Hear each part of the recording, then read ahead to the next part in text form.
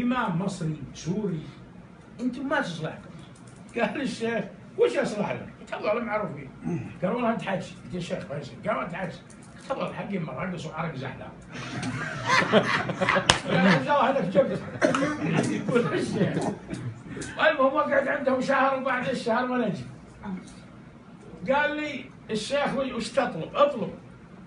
ولا عندهم ذاك راس ذاك التريله 28 مكسره قزازه وينشب لساني في الهاتي ابي راس التريله. البي ام مات والرنجات والدنيا ذاك الفقر يستحي من الغناء ويقول اطلب يا ابو خضير. قلت ابي راس التريله. اطلب يا ابو خضير. قلت ابي راس التريله. قال كش على وجهك. واخذ راس التريلا رتبوا له كفرات رتبوا له شيزان ميت له سنين وهو له في زاويه.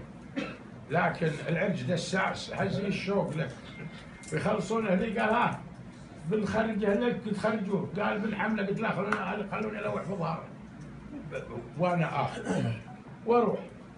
واقعد ذا فتره واكلم الشيخ اسلم عليه. كان في وقت عيد. شلونك يا شيخ؟ عيد الله عليك مبارك. وش اخبار لبنان؟ قال اقول اشهد الله انك مجنون. قلت ليه؟ قال سرق 2 مليون وهج. قلت له معلمك ذا الراعي مرقص ما طعته. خذوا الحكمه من افواه المجانين.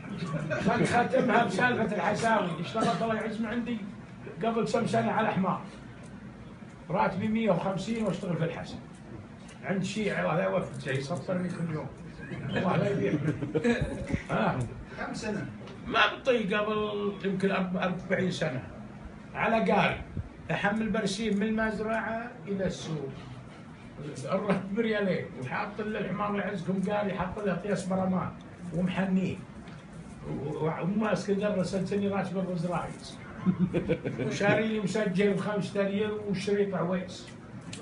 خنافس لبسك الزاهي شعر ضافي علمتون شعر اسود ومخمس على الامتان متدرس غزل البيض ما لمس هني اللي يعرفون ماشي بالمشي زحمه حاولت اقرب اجي يمه انت ابن الخاص وابن العنتره ذابحي من عيون والحمار